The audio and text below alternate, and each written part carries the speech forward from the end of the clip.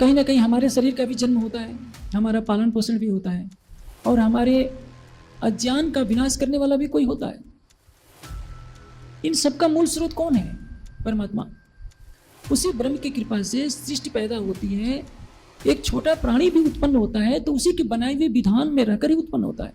श्रद्धा से प्रणाम करेंगे तो आप चक्रवर्ती राजा हैं, ये भी अहंकार चला जाएगा।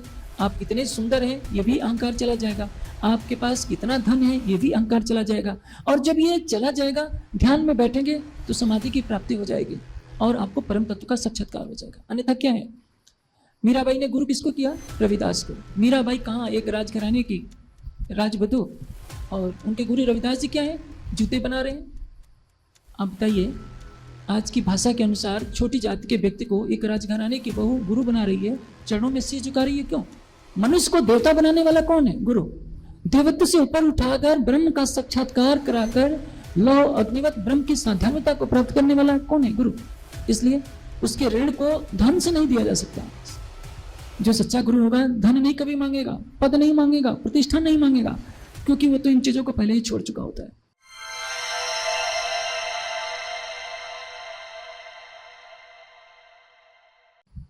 प्राणाधार सुंदर साची।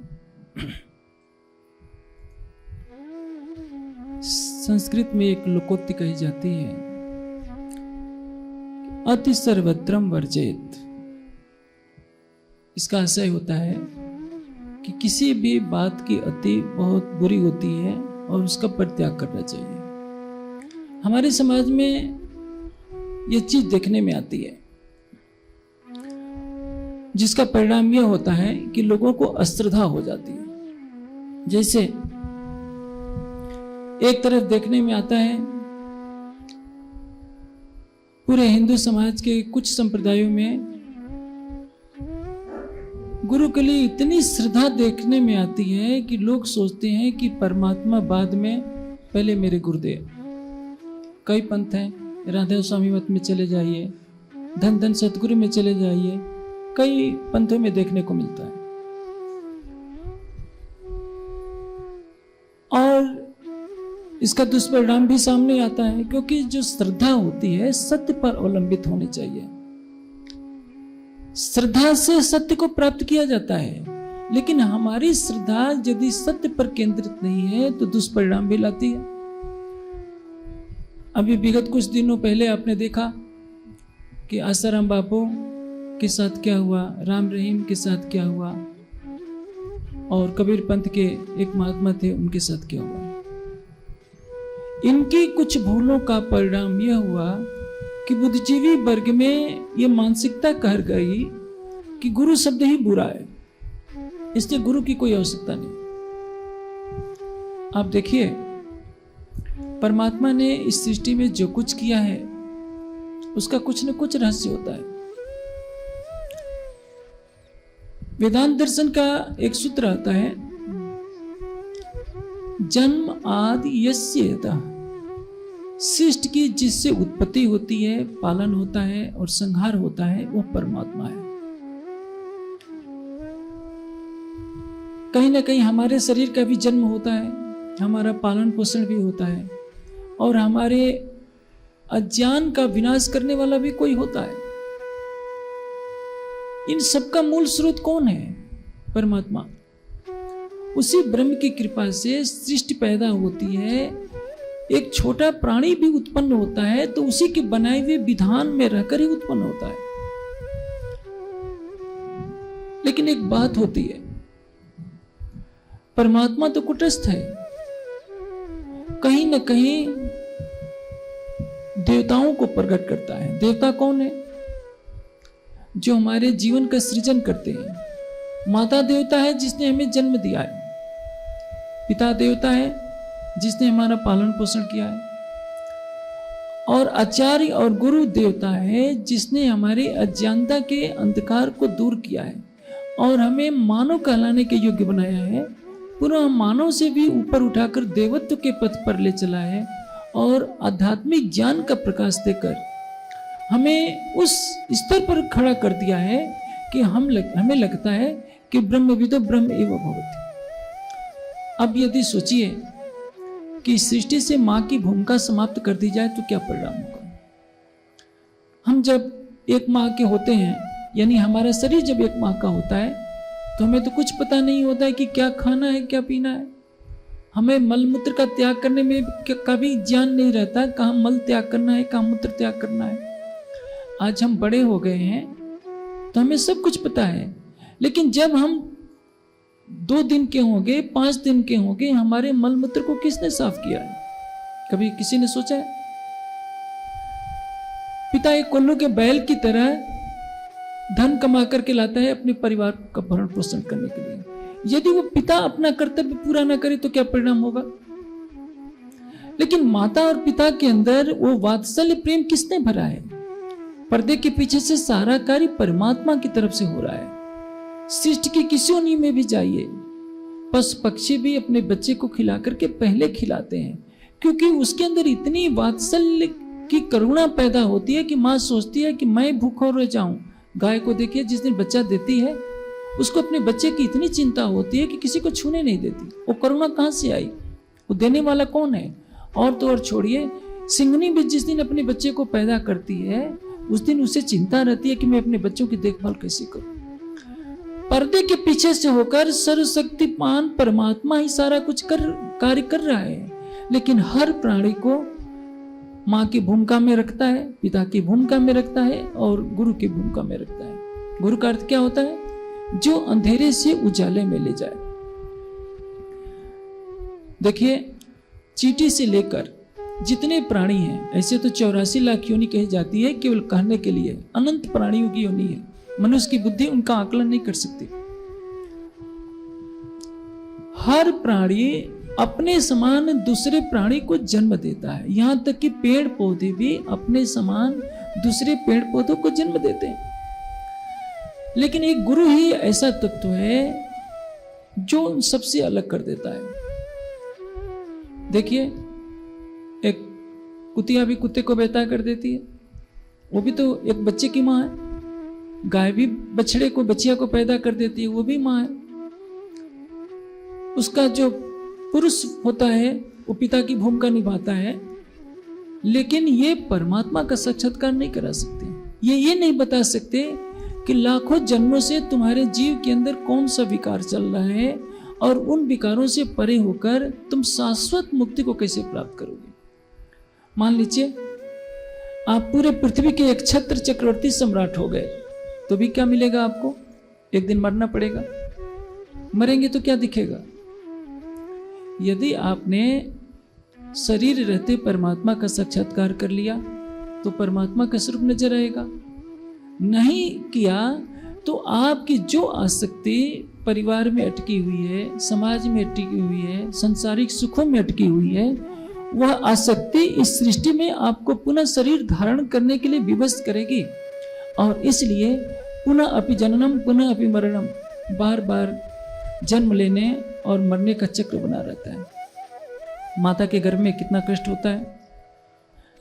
अभी यहाँ सारी खिड़कियां बंद कर दिया जाए, हवा के लिए जगह न हो, तो सोचिए क्या हालत होगी। माता के गर्भ में बालक 9 महीने तक कैसे रहता है, किसी ने सोचा है? यदि हमारे अंदर तृष्णा रह गई तो माँ के गर्भ में आना पड़ेगा, चाहे पशु पक्षी के रूप में के गर्भ में आए, चाहे मनुष्य की योनि में आए, कोई हमें बचा नहीं सकता है। मैंने जैसे अभी थोड़ी देर पहले कहा कि राम रहीम के कारनामों को देखकर, आसाराम बापू जी के व्यवहार को देखकर बुद्धिजीवी वर्ग में एक धारणा हो गई है कि गुरुवाद समाप्त होना चाहिए। गुरु तत्व अलग है, गुरुडम अलग है और सदगुरु तत्व अलग है। गुरु का सामान्य अर्थ होता है जो हमें अंधेरे से उजाले में ले जा रहा है, वो गुरु है। माता किसी भी शिष्य का प्राथमिक गुरु माता ही होती है। दूसरा गुरु पिता होता है, क्योंकि 8 साल पहले वो गुरु के सानिध्य में नहीं जाता। 8 साल के पश्चात वो किसी आचार्य शिक्षक की शरण में जाता है। इसके पहले सारी शिक्षा दीक्षा माता के ऊपर निर्भर करती है, पिता के ऊपर निर्भर करती है। माता पिता का जैसा व्यक्तित्व होता है, उनकी संतान भी वैसी ही होती है। जब 8 साल की आयु में कोई बालक शिक्षक के प्रति समर्पित होता है तो वहां से उसको ज्ञान का प्रकाश मिलने लगता है। मैंने अभी कहा, जन्म देने, पालन पोषण करने का कार्य सभी योनियों में होता है। ज्ञान देने का कार्य केवल गुरु के ही माध्यम से होता है। ब्रह्म अनंत ज्ञान का सागर है, लेकिन परमात्मा एक एक व्यक्ति के आगे आकर के तो ज्ञान का प्रकाश नहीं बांटेगा। जैसे उसने अपनी कृपा दृष्टि से किसी को माता की भूमिका सौंप दी, किसी को पिता की भूमिका सौंप दी, तो जो प्रवाह चल रहा है सृष्टि का, प्राणियों की उत्पत्ति का, पालन पोषण का, जो ब्रह्म का स्वाभाविक गुण है, उसने मनुष्य के माध्यम से कर दिया। अब वो गुरु के माध्यम से क्या करेगा? प्रकाश देगा। लेकिन आज गुरु के नाम पर गुरुडम फैल गया है। जैसे आज के दिन जो बड़ी बड़ी हस्तियां होंगी, बड़े बड़े महाराज होंगे, उनके चरण धोकर कोई पी रहा होगा, कोई आरतियां उतार रहा होगा, कोई जय जयकारे कर रहा होगा, ये गलत है। वेद शास्त्रों में ऐसा कहीं नहीं लिखा है कि गुरु के चरण धोकर पीजिए, उसकी आरती कीजिए या उसको परमात्मा से श्रेष्ठ मानिए। ये कबीर जी ने जरूर कह दिया है कि गुरु गोविंद तो खड़े काके लागो पाए, बलिहारी गुरु अपने गोविंद को बताए। ये उनके हृदय की भावुकता है। वेद शास्त्रों में क्या लिखा है? बहु शास्त्र गुरु उपासने अपे सठ पदवत। जैसे भौरा अनेक फूलों से पराग चूसता है, उसी तरह से जिज्ञासु को चाहिए कि अनेक शास्त्रों का अध्ययन करे और अनेक गुरुओं से ज्ञान प्राप्त करे।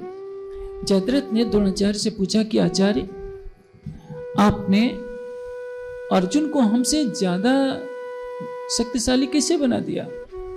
द्रोणाचार्य ने कहा कि देखो, शिक्षा तो दोनों को मैंने समान ही दी थी, लेकिन अर्जुन केवल मेरी ही शिक्षा से संतुष्ट नहीं हुआ।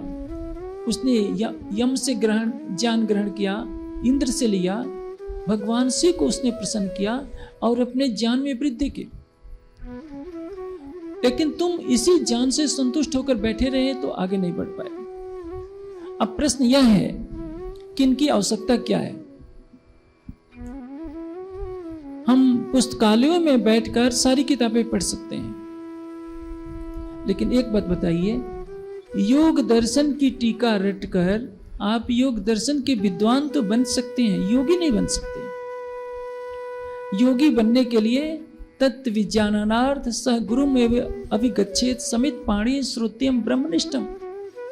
जब तक किसी तत्वदर्शी ब्रह्मज्ञानी के पास समित पाणी का तात्पर्य है हाथ जोड़कर प्रणाम करना, श्रद्धा पूर्वक ज्ञान की जिज्ञासा लेकर, परमात्मा तत्व को जानने की जिज्ञासा लेकर आप नहीं जाएंगे, तब तक आपको ज्ञान प्राप्त नहीं होगा। छांदोग्योपनिषद में एक प्रसंग आता है, सनत कुमार के पास नारद जी जाते हैं। नारद का अर्थ ही होता है जो ज्ञान देता है, और वे देवताओं में देवर्षि माने जाते हैं। सनत कुमार पूछते हैं, बताओ नारद, तुमने क्या क्या पढ़ा है? नारद जी कहते हैं कि महर्षि, मैं 4 वेद अंग उपांग सहित पढ़ा हूं। फिर भी सनत कुमार उनको ब्रह्म तत्व का उपदेश देते हैं। चारों वेद पढ़ने के बाद अंग उपांग सहित शिक्षा, कल्प, निरुक्त, छंद, ज्योतिष, व्याकरण और 6 अंग 6 शास्त्र के साथ चारों वेद पढ़ने के बाद भी नारद जी अधूरे हैं। उनको जाना पड़ता है किसके पास ज्ञान लेने के लिए? सनत कुमार के पास। आप सोचेंगे ऐसा क्यों? एक चीज मैं कह दूं, योग दर्शन का एक पहला सूत्र है अथ योग अनुशासनम। परंपरा से जो चला आ रहा है उसको आंख मूंद करके ध्यान के बारे में मानना पड़ता है। ध्यान में रिसर्च नहीं हो सकती। जो शाश्वत सत्य है वो एक बार ही होता है। आजकल नए नए योगी पैदा हो जाते हैं, वो कहते हैं कि हम योग में खोज कर रहे हैं, हमने इतने योग आसनों का आविष्कार किया, हमने इतनी आविष्कार किया। आप बताइए, क्या समाधि का भी कोई आविष्कार कर सकता है? 1,96,08,53,000 वर्ष पहले जैसी समाधि लगाई जाती थी, आज भी उसी प्रक्रिया से समाधि लगाई जाती है। जो योग के नियम होते हैं शाश्वत होते हैं। परमात्मा को पाने का मार्ग शाश्वत होता है, और किसी भी ग्रंथ में सारी बातें कहीं नहीं लिखी है। मैंने भी सोचा था कि निजानंद योग में सब कुछ लिख दूं ताकि किसी को पूछने की आवश्यकता न पड़े, लेकिन मेरी इच्छा भी पूरी नहीं हुई। कुछ न कुछ रह ही जाता है, और ये प्रकृति का विधान है। पूरे योग दर्शन के एक एक शब्द को रट जाइए, व्यास भाष्य रट जाइए, लेकिन कुछ न कुछ कमियां बाकी रह जाएंगी और वह पूरी होगी एक महान व्यक्तित्व की छत्र छाया में। अब सोचिए इसकी क्या हो सकता है? आप कह सकते हैं? मैं ये कहता हूं, जिस दिन समाज अपने माता पिता का सम्मान करना बंद कर देगा, अपने गुरुजनों का सम्मान करना बंद कर देगा, उस दिन संसार को विनाश से बचाने वाला कोई भी नहीं है। गुरु क्या करता है? एक बात इतिहास की याद रखिए, जो सच्चा अध्यात्मवादी गुरु होता है अपने शिष्य से कुछ नहीं चाहता, एक दिन का भी नहीं चाहता। और इतिहास में ये हमेशा मिलेगा, शिष्यों ने अपने गुरुओं को मारा है, गुरुओं ने कभी शिष्य को नहीं मारा है। दयानंद को जहर किसने दिया? उनके रसोइये ने। शंकराचार्य को विष किसने खिलाया? उनके शिष्यों ने।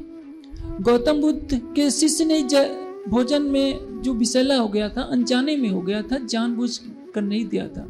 गौतम बुद्ध की मृत्यु कैसे हुई? उनके शिष्य के दिए हुए भोजन से हुई।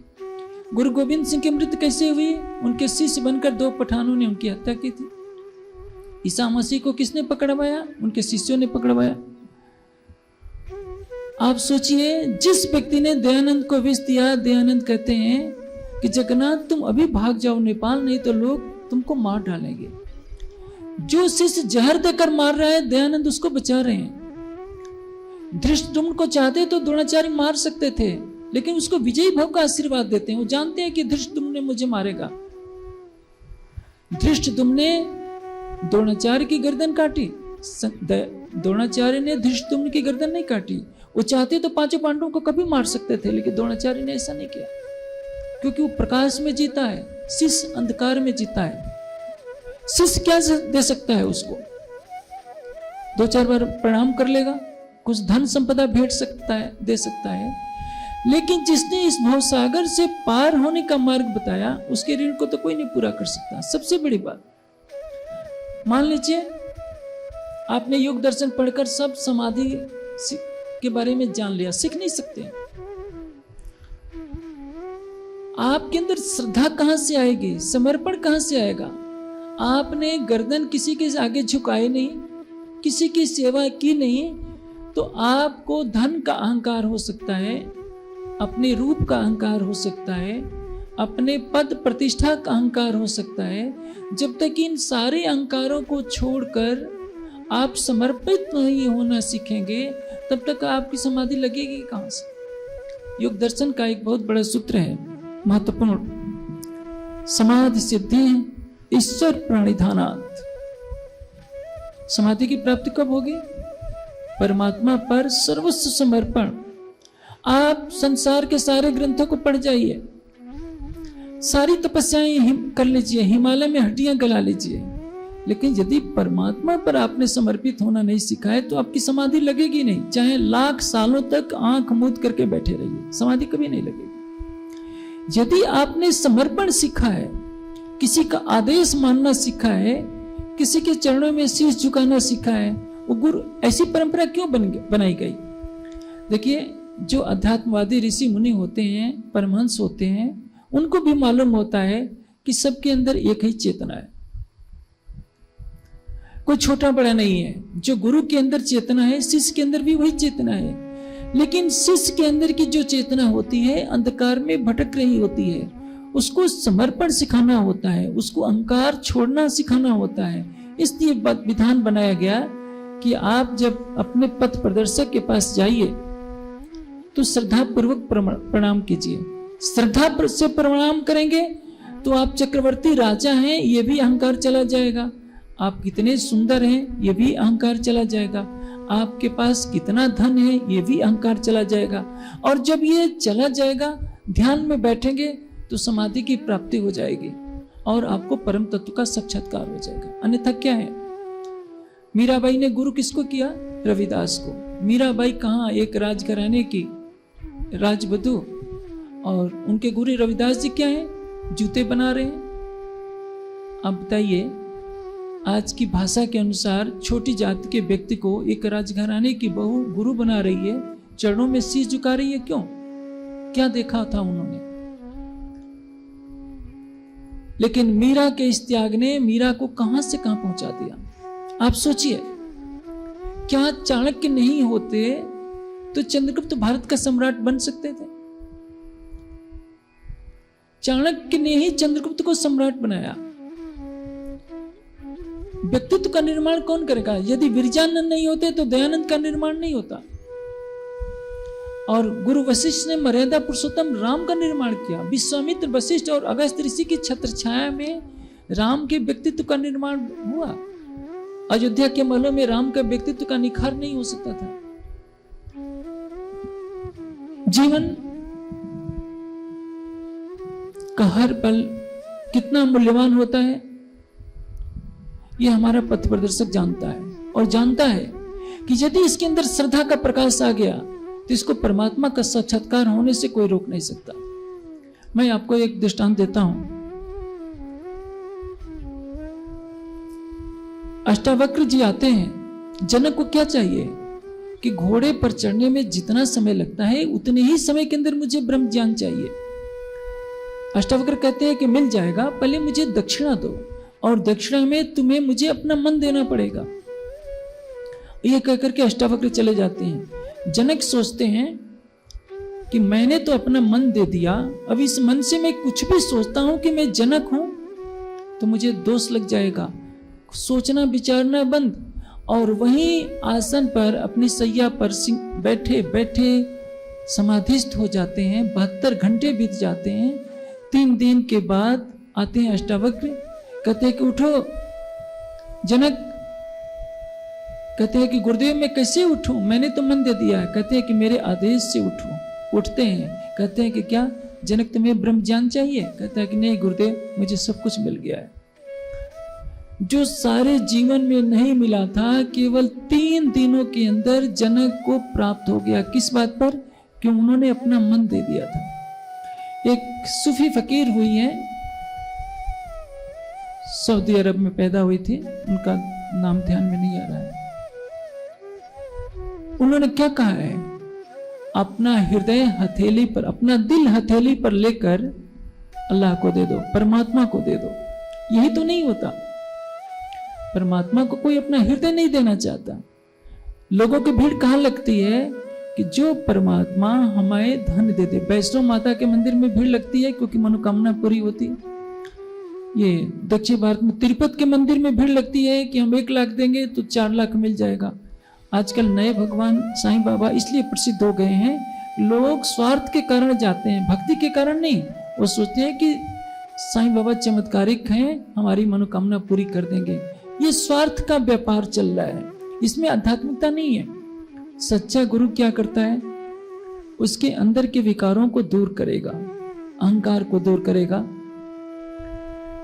जो जन्म जन्मांतर की संचित वासनाएं हैं उसको दूर करेगा किसी माध्यम से। पहले प्रजापति ऋषि के आश्रम में विरोचन और इंद्र जाते हैं। 33 वर्ष तक दोनों सेवा करते हैं। आप सोचिए, देवताओं के राजा इंद्र हैं, जब गुरु के आश्रम में गए हैं तो उनको सेवा करनी पड़ रही है, छोटी से छोटी सेवा। ये सेवा क्यों करवाई जा रही है? गुरु को स्वार्थ नहीं होता सेवा कराने का, इसलिए कि अहंकार किसी तरह से समाप्त हो जाए। मनुष्य की राह में यदि सबसे बड़ी बाधा है तो अहंकार की। हिमालय के तपस्वी को भी अहंकार होता है कि मैं हिमालय का तपस्वी हूं। कोई कठोर ब्रह्मचारी का पालन कर लेगा तो सोचेगा कि मैं तो कठोर ब्रह्मचारी हूं। ज्ञान का, योग का, तप का, विद्या का, प्रतिष्ठा का, रूप का अहंकार मनुष्य को बाधित किए रहता है। किंतु जब वो किसी अध्यात्म के वादी के चरणों में जाकर अपना शीश झुका देता है, सोचता है कि ये प्रकाश का स्रोत है, मुझे अभी इससे कुछ सीखना है, यही उसके अहंकार का दमन होता है और तब वो समाधि के योग्य होता है। अन्यथा आप हिमालय की गुफाओं में सारा जीवन व्यतीत कर दीजिए, बर्फ के पहाड़ों में बने रहिए, दुनिया आपकी पूजा तो करेगी लेकिन आप समाधि प्राप्त करके ब्रह्म का साक्षात्कार नहीं कर पाएंगे। सबको मालूम है, ऐसा नहीं है कि केवल वाणी में लिखा है कि सतगुरु मेरे श्याम जी, योग दर्शन में भी लिखा है सहे सब परवेशाम पिगुरु कालीन अन्वेच्छिदात। जो काल की परिधि से परे है वही परमात्मा ही सबका गुरु है। आप सोचिए, श्री देवचंद जी भी एक बालक होते हैं, वो भी खोज करने जाते हैं, उनके अंदर श्यामा जी की आत्मा है। महाराज भी सतगुरु धन सिंह देवचंद जी के चरणों में आते हैं। सबको ज्ञान देने वाला कौन है? वही हमारी आत्मा का प्रीतम, जिसको कहते हैं प्राणनाथ, जिसको कहते हैं राज्य। वही देवचंद जी को ज्ञान का प्रकाश देते हैं, वही महाराज के अंदर भी ज्ञान का प्रकाश देते हैं सतगुरु धन सिंह देवचंद जी के माध्यम से। और जब इंद्रावती की आत्मा हफ्से में तड़पती है तो साक्षात युगल स्वरूप उनके धाम हृदय में विराजमान होते हैं।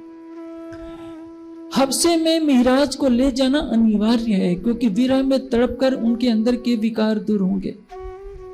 विरह की अग्नि में तड़प करके ही किसी को अध्यात्म की संपदा प्राप्त होगी। छठे दिन की लीला में हर सुंदर साथ को सिखापन देनी है और महाराज के तन से वो लीला करानी है। इसलिए मूल स्वरूप के आदेश से ऐसी लीला कराई गई ताकि वो सबका पथ प्रदर्शन कर सके। छठे दिन की लीला में एक बहुत विकृति चल गई है। यदि किसी तन को कुछ उपायों का अर्थ मालूम हो जाता है अच्छाई से, तो तन घोषित कर देता है कि मैं राज्य हूं, और दूसरों को वो सेवक बना लेता है। ये भूल है। हमें ये ध्यान रखना चाहिए, हर ब्रह्मात्मा के हृदय में युगल स्वरूप की हम छवि को देखें, और जब हमारी यह प्रवृत्ति हो जाती है तो छोटे और बड़े की भावना समाप्त हो जाती है। हाँ, केवल यह होना चाहिए कि यदि समाज हमें गुरु कह रहा है तो दूसरों को हम छोटा न समझे। मैं आपको एक दृष्टांत से समझाता हूं। एक बार परमहंस महाराज श्री रामरतन दास जी को देखकर चमेल जी ने कुछ हंसी कर दी थी। चमेल सिंह जी नए नए थे। धीरे धीरे बात होने लगी। चमेल सिंह महाराज जी के चरणों में आए, सतगुरु मानने लगे, ध्यान में डूबने लगे। एक दिन ऐसा आया कि चमेल सिंह को लगा कि ये सब झूठा है। कमरा बंद कर 7 दिन 7 रात लगातार चितवनी में डूबे रहे। महाराज जी ने दरवाजा खोला, महाराज जी ने उनके चरणों में प्रणाम किया, उन्होंने महाराज जी के चरणों में प्रणाम किया। दोनों गले मिले और चमेल सिंह ने शरीर छोड़ दिया। अब यहां न कोई गुरु रहा, कोई सतगुरु रहा, न कोई शिष्य रहा। हमारी संस्कृत कहती है सर्वभूतेश आत्मानम, स्वयं को सभी प्राणियों में जो देखता है। सर्वभूतान च आत्मन, और अपने अंदर सभी प्राणियों को देखना, सब में स्वयं को देखना और सबको अपने में देखना। इसका आशय क्या है? जो मेरे अंदर है चेतना, वही सभी प्राणियों के अंदर है। जो अध्यात्मवादी पथ प्रदर्शक इस सत्य को जानता है, वह क्यों कहेगा तुम मेरे शिष्य हो, तुम मेरे से छोटे हो, मेरे पांव दबाओ, मेरे लिए भेंट दो। मैंने कहा कि गुरुडम जो चल पड़ा है कि शिष्यों से भेंट दक्षिणा लेकर राजाओं की तरह ऐश्वर्य का भोग करना, ये गलत है। सन्यासी को अधिकार नहीं है। बुद्ध को देखिए, करतल भिक्षा तुरतल वास। बुद्ध के चरणों में बिंबसार जैसे सम्राट आते हैं। बुद्ध क्या लेते हैं? भिक्षा में कोई ज्यादा मिल जाता है तो लौटा देते हैं। वृक्षों के नीचे ही बुद्ध का शयन है, जो हाथ में मिल गया खाते हैं। बुद्ध ने संसार को क्या ज्ञान दिया, ये इसका मूल्यांकन देश नहीं कर सकता। दयानंद को 3 दिन तक खाने को कुछ नहीं मिला, एक किसान से कच्चे बैगन मांग कर खाए। परमहंस महाराज श्री रामरतन दास जी एक बार सुंदर साथ के घर गए थे। उस घर की जो महिला सुंदर साथ थी वो महाराज जी को मानती थी, पति नहीं जानता था। वो जानते हैं उस व्यक्ति ने कहाँ ठहराया, महाराज जी को कह दिया कि गौशाला में सो जाइए, पराली बिछा दी और एक फटा कंबल सा दे दिया और खाना भी रूखा सूखा थाली में दे दिया। कहता है कि बाबा जी खा लो, और फटा कंबल दे दिया था। क्या महाराज जी ने कोई गिला शिकवा किया? जिनके चरणों की छत्र छाया में लाखों सुंदर साध को परम धाम का ज्ञान मिला, वो तो गौशाला में भी रात को गुजारा कर लेगा। सारी बातों को छोड़िए। जिस महामती जी के तन से परम धाम की वाणी उतरती है, वह तन 5000 शिष्यों की जमात के साथ गांव गांव नगर नगर घूमा। हम अभी इस कक्ष में बैठे हैं, पंखे चल रहे हैं। आप सोचिए, मई जून की तपती दोपहरी में श्री जी महाराष्ट्र में भी घूमे हैं, मध्य प्रदेश में घूमे हैं, राजस्थान में घूमे हैं। तपती दोपहरी में उस जमाने में तो पैदल चलना होता था। वृक्षों के नीचे रात गुजारनी होती थी। 5,000 के लिए भोजन कहाँ से ढो करके कोई लेकर चलता होगा। आजकल की तरह तो एटीएम का जमाना नहीं था कि कहीं से जाकर पैसा निकालने, मार्केट से खरीद करके लाए, भोजन बनाए। भिक्षा मांग कर लाया जाता है। और जिस तन में 5 शक्तियों के साथ अक्षरातीत बैठे हैं, वह तन भिक्षा में मांगा हुआ भोजन ग्रहण कर रहा है, क्या सिखापन देने के लिए। और जिनको अपनी कृपा दृष्टि से उसने परम धाम का मार्ग दिखाया हो, यहीं बैठे बैठे परम धाम सुंदर साहब जो देखते थे वही कहते थे कि ये तो प्राणनाथ जी अपने को बहुत बड़ा मानने लगे हैं, अक्षरातीत मानने लगे हैं। तो भी एक कीर्तन उतरता था, साथ जी ऐसी मैं तुम्हारी गुनहगार, कर कर बाणी सुनाई तुमको कि ये जो खलक हुआ। आप सोचिए, यदि श्री जी की कृपा नहीं होती तो आज हमारा क्या हाल होता। यदि परमहंस महाराज श्री रामरतन दास जी की कृपा नहीं होती तो क्या हाल होता।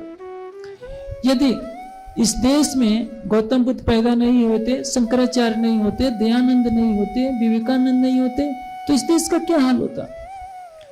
यदि संसार में कोई किसी का सम्मान ही न करे, संतान अपने माता पिता को प्रणाम करना बंद कर दे, उसका आदेश न माने, विद्यार्थी अपने आचार्य का सम्मान न करना सीखे, तो क्या होगा। सृष्टि का विनाश हो जाएगा। हर व्यक्ति कहेगा कि हमें किसी से पूछने की क्या जरूरत है, हम तो वाणी पढ़ लेंगे, हम तो लाइब्रेरी में पढ़कर सारी किताबों को पढ़कर खुद विद्वान हो जाएंगे। आप याद रख लीजिए, आप 18,758 चौपाइयां याद कर सकते हैं, दुनिया की सारी लाइब्रेरियों को पढ़कर, सारे ग्रंथों को पढ़ करके सुना सकते हैं, लेकिन आप महान नहीं बन सकते।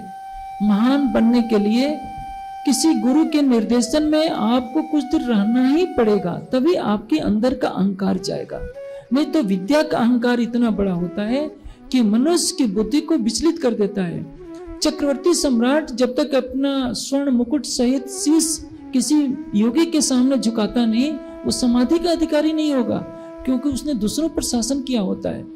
यह परंपरा बनाई गई है ताकि मनुष्य का अहंकार मिले। आप सोचिए, जो श्री जी छत्रसाल जी को वरदान दे सकते हैं कि अपना घोड़ा दौड़ा लो, हीरे निकल जाएंगे, उससे तुम सेवा करना। वो श्री जी पहले भी तो मंदसौर में भी एक चमत्कार कर सकते थे, लेकिन नहीं किया। उन्होंने कहा कि सब लोग भिक्षा मांग कर लाओ, और पन्ना जी पहुंचने तक भिक्षा में मिले हुए अन्न का भोजन करते रहे। क्यों? ताकि सबके अंदर का अहंकार चला जाए, चाहे मुकुंद दास जी हो, चाहे लाल दास जी हो, चाहे भीम भाई हो। क्योंकि कोई करोड़पति है, कोई वेदांत का विद्वान है, कोई ग्रंथों का विद्वान है, सबके अंदर कहीं ना कहीं अहंकार की ग्रंथि बनी हुई है। उस विकार को निकालकर प्रेम के मार्ग पर चलाने के लिए राजी ने ऐसी लीला रची। जैसे मैंने कहा, एक मछली पूरे तालाब को गंदा कर देती है। जो राम रहीम ने मार्ग अपनाया, आसाराम बापू ने मार्ग अपनाया, या कबीर के उस बाबा जी ने रामपाल ने मार्ग अपनाया, उसी को देखकर हिंदू समाज का एक बार घृणा करने लगा है कि ये गुरु लोग ही समस्या की जड़ होते हैं। अनेक पंथों में ये प्रवृत्ति चल पड़ी है।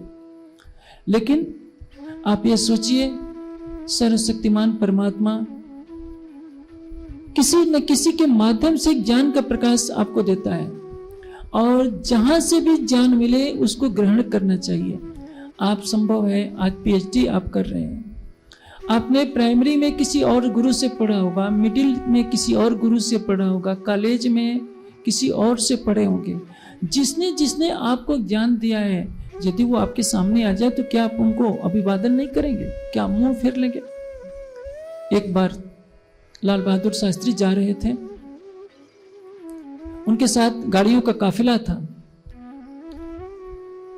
अचानक सारी गाड़ियां रुकी गई। सब लोग आश्चर्य में पड़ गए कि ये गांव के बीहड़ इलाके में प्रधानमंत्री का काफिला कैसे रुक गया।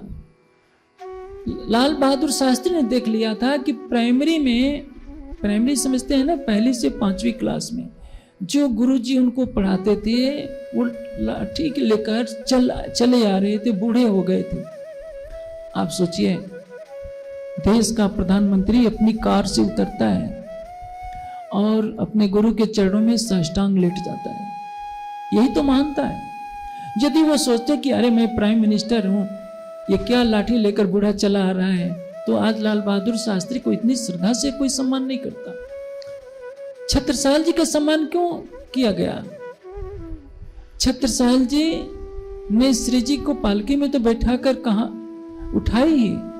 उनके दरबार में जब शिवाजी के कवि पहुंचे, भूषण कवि, तो भूषण को पता नहीं चला। महाराजा छत्रसाल जी ने कहार को हटाकर अपना कंधा उसमें दे दिया। भूषण के मुख से निकला कि शिवा को सराहूं कि सराहूं छत्रसाल को। यही महानता है। एक महान योद्धा, महान शासक एक कवि की पालकी में कंधा देता है तो निश्चय ही वो महान है। मनुष्य महान कब बनता है? अकड़ से कभी मनुष्य महान नहीं बनता। आप दुर्योधन को देखिए और युधिष्ठिर को देखिए। दुर्योधन भीष्म पितामह का अपमान करता है, द्रोणाचार्य का अपमान करता है, कृपाचार्य का अपमान करता है, सबको फटकारता है। किसी के मुख से उसके लिए आशीर्वाद का एक शब्द भी नहीं। यहां तक कि उसकी संगी मां गांधारी भी विजयी भाव का आशीर्वाद नहीं देती है, और युधिष्ठिर को गांधारी भी आशीर्वाद देते कि विजयी भाव। द्रोणाचार्य, कृपाचार्य, भीष्म पितामह सभी आशीर्वाद देते हैं कि विजयी भाव। क्यों? क्योंकि युधिष्ठिर में विनम्रता है। मनुष्य की महानता किससे होती है? ये वाल्मीकि रामायण में एक वाक्य है बहुत महत्वपूर्ण। ये साम न विद्या न तो पूर्ण दानम, ज्ञानम न शीलम न गुणो न धर्म, ते मर्त लोके भूभार भूता मनुष्य रूपेण मृगा चरन्ति।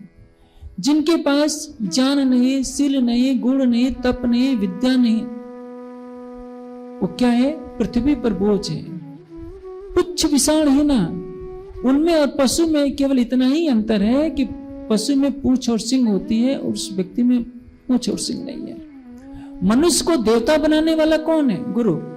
देवत्व से ऊपर उठाकर ब्रह्म का साक्षात्कार कराकर लौ अग्निवत ब्रह्म की साधारणता को प्राप्त करने वाला कौन है? गुरु। इसलिए उसके ऋण को धन से नहीं दिया जा सकता। जो सच्चा गुरु होगा धन नहीं कभी मांगेगा, पद नहीं मांगेगा, प्रतिष्ठा नहीं मांगेगा, क्योंकि वो तो इन चीजों को पहले ही छोड़ चुका होता है। हाँ, ये जरूर है, आजकल जो गुरुडम फैला रहे हैं, जो कहते हैं कि मेरे सिवा किसी की बात न सुनो, वो गुरुडम फैलाते हैं। सच्चा गुरु यही कहेगा कि मुझे इसका ज्ञान नहीं है, तुम अमुक के पास जाकर ये ज्ञान ग्रहण कर लो। वो शिष्य का अर्थ क्या होता है? शिष्य का अर्थ होता है गुरु के द्वारा जो प्रकाश का स्रोत है, ज्ञान का, भक्ति का, शील का, सदाचार का, उसका अनुसरण करने वाला शिष्य कहलाता है। शिष्य का तात्पर्य है पीछे पीछे चलने वाला, यानी मार्गदर्शक जो बताता जा रहा है कि मैंने इस मार्ग से चलकर सत्य को प्राप्त किया है, तुम भी मेरे बताए हुए मार्ग पर चलो। और यदि वो उसका अनुशासन मानता है, प्रेम के रास्ते पर चलता है, तो क्या है? कबीर जी ने तो कह दिया है कि सिर दिए सतगुरु मिले तो भी सौदा सस्ता जान। लेकिन भारतीय संस्कृति तो कहती है कि आप अपने पथ प्रदर्शक का अपमान न कीजिए, उसका सम्मान कीजिए। उसको आपसे कोई धन नहीं चाहिए। आप बताइए, चंद्रगुप्त मौर्य भारत का सम्राट बन चुका है, लेकिन चाणक्य उसके राज खजाने का एक पैसा भी अपने ऊपर खर्च नहीं करता। यहां तक कि दीपक जलाने का भी पैसा खुद आचार्य चाणक्य पढ़ाते हैं, और जो दक्षिणा मिलती है उसी से भोजन करते हैं, उसी से अपने कमरे का दीपक जलाते हैं।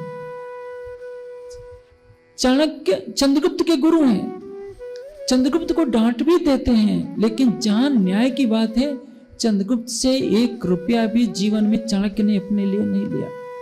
ये सच्चा गुरु होता है। चाणक्य की तुलना आप राम रहीम से नहीं कर सकते। चाणक्य की तुलना आप रामपाल और आसाराम बापू से नहीं कर सकते, जो शिशु का धन हरण करते हैं। धन हरण करने वाले के लिए यहाँ गुरु शब्द नहीं है। गुरु तो उसको कहते हैं जो अपने हृदय का ज्ञान अपने अनुसरण करने वाले, सत्य का मार्ग की राह पर चलने वाले के अंदर प्रकाशित कर दे, वो गुरु होता है। और जो परम तत्व का मार्ग दर्शाए वो सदगुरु कहलाता होता है। आज गुरु पूर्णिमा पर मैं विशेष बातें ये कहना चाहूंगा कि राज्य ही आपके सर्वस्व हैं। राज्य आपकी आत्मा के प्रीतम है, राज्य ने श्री देवचंद जी के तन में विराजमान होकर तारतम्य ज्ञान का अवतरण किया। महामती जी के धाम हृदय में विराजमान होकर परम धाम की ब्रह्मवाणी का अवतरण किया।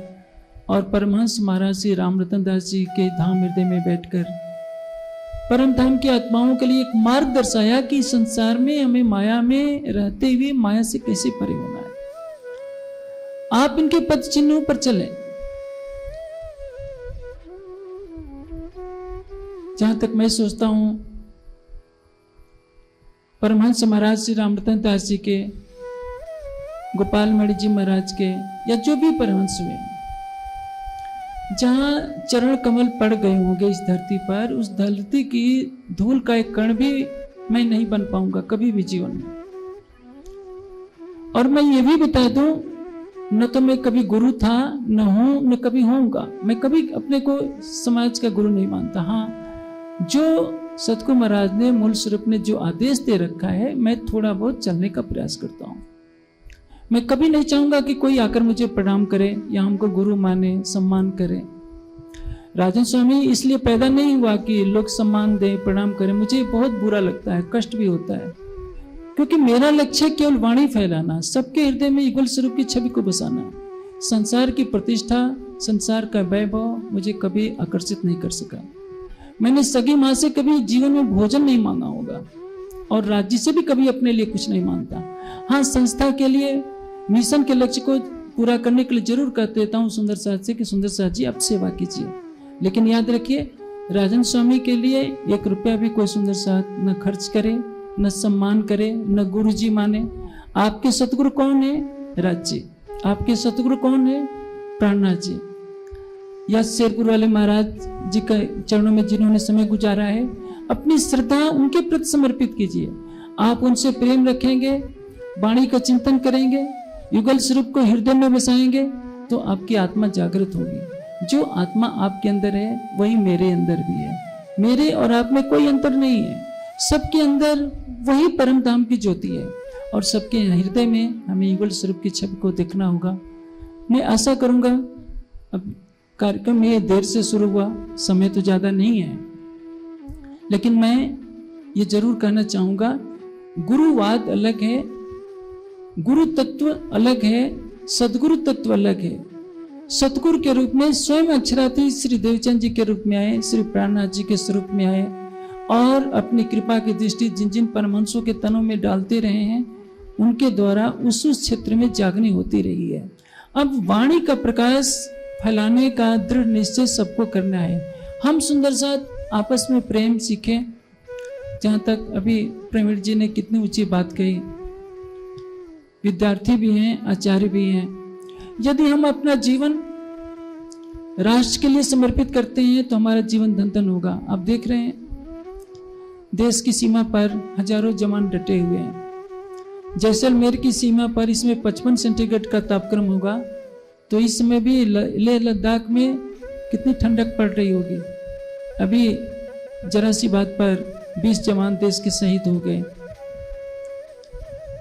हमारे लिए लाखों जवान, भारत की 14 लाख सैनिकों की संख्या है, हमारे लिए प्राण अर्पित करने को तैयार हैं कि हम सुरक्षित रहें, देश की 1 अरब 37 करोड़ जनसंख्या सुरक्षित रहे।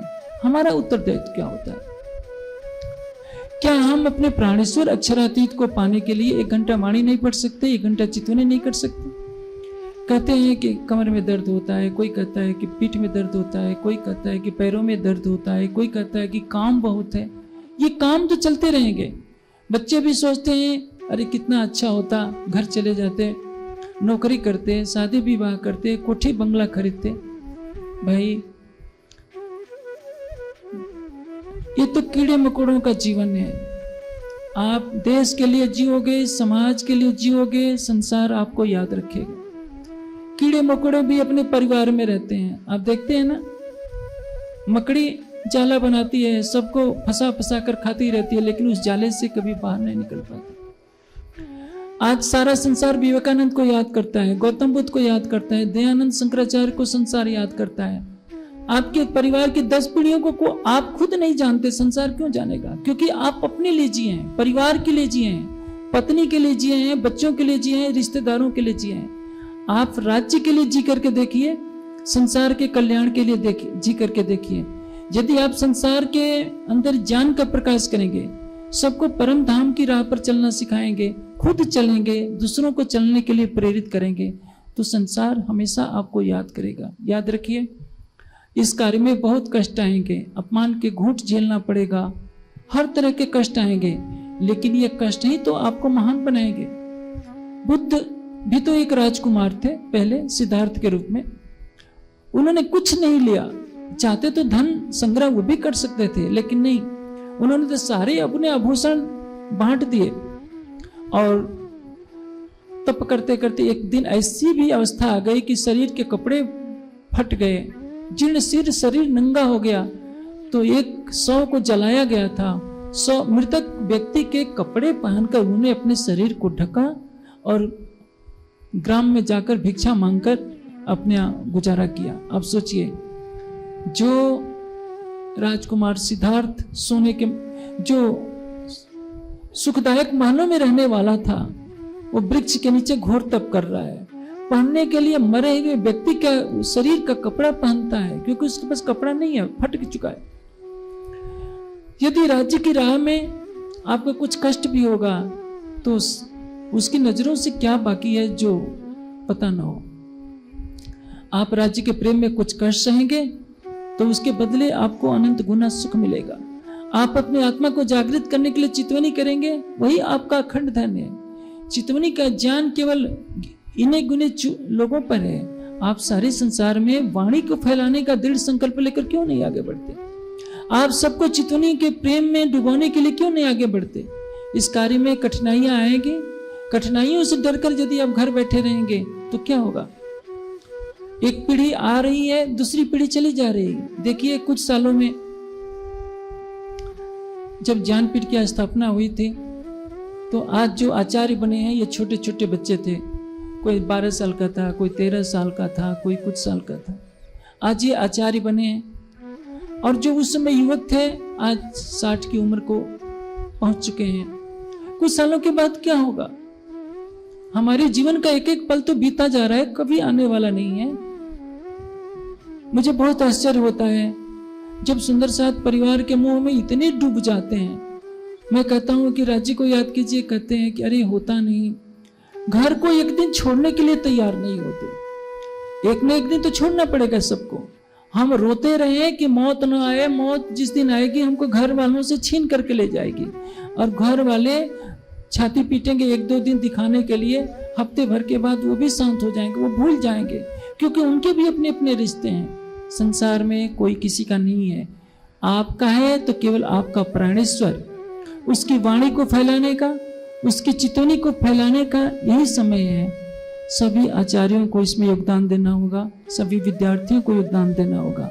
और जिसमें इस पवित्र कार्य में जो योगदान देगा उसके ऊपर वाणी में कहा है, तिन पर इमाम का बरसेगा बतनी नूर। राज्य की कृपा की अखंड वर्षा होगी। आज गुरु पूर्णिमा के दिन, जैसे कि मैंने बताया, जब मातृ दिवस हो सकता है, पितृ दिवस हो सकता है, तो गुरु पूर्णिमा क्यों नहीं हो सकती? इसमें यह हमारी सांस्कृतिक विरासत है, जिसमें हम अपने पथ प्रदर्शक का सम्मान करना सीखते हैं, जो हमें ज्ञान का प्रकाश देता हो। यदि उसका सम्मान ही नहीं करेंगे तो हमसे बड़ा कृतज्ञ और कौन होगा? लेकिन यह ध्यान रहे, जो सच्चा अध्यात्मवादी होगा वो अपने शिष्य से कुछ भी लेना पसंद नहीं करता, वो तो देता ही है। क्योंकि जो उसने अखंड ज्ञान दिया, उसको तो सारी पृथ्वी को हीरे मोतियों से भी भर कर दे दोगे तो भी उस कार्य को पूरा नहीं कर सकते, क्योंकि सारी पृथ्वी का धन तो यही रह जाएगा और उसका दिया हुआ ज्ञान इस भवसागर से पार करता है। लेकिन उसके रूप में कौन देता है?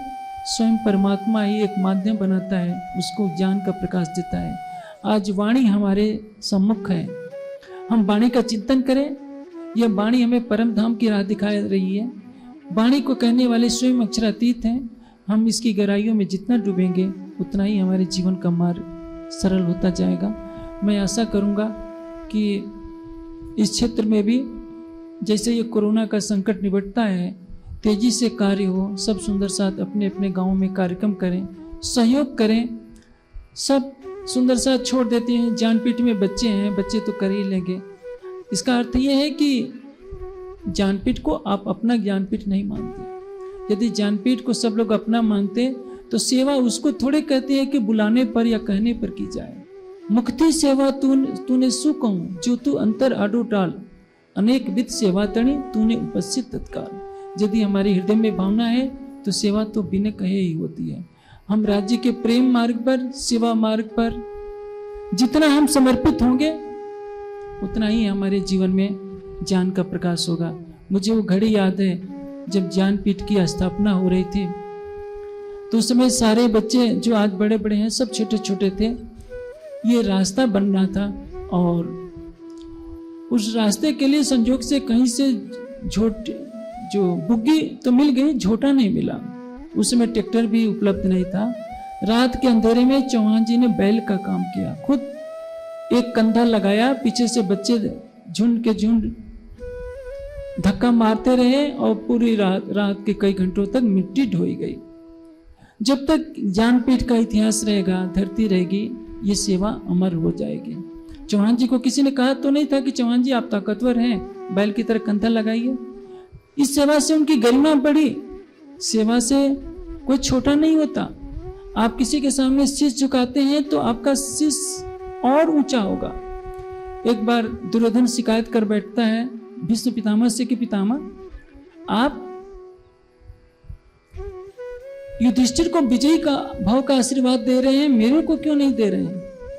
भीष्म पितामह कहते हैं कि दुर्योधन तू एक बार तो युधिष्ठिर के चरणों में अपना शीश झुकाकर देख, युधिष्ठिर तुझे बिना युद्ध किए ही सारा राज्य दे देंगे, लेकिन तू इतना अहंकारी है कि तेरी गर्दन झुक ही नहीं सकती। तो याद रखिए, हम जितना जीवन में विनम्रता लाएंगे, जितनी सेवा के पद चिन्हों पर चलेंगे, जितना राज्य से प्रेम करेंगे, जितना वाणी का चिंतन करेंगे और जितने वाणी के ज्ञान को फैलाने में कृत संकल्पित होंगे, वो हमारे लिए ही कल्याणकारी होगा।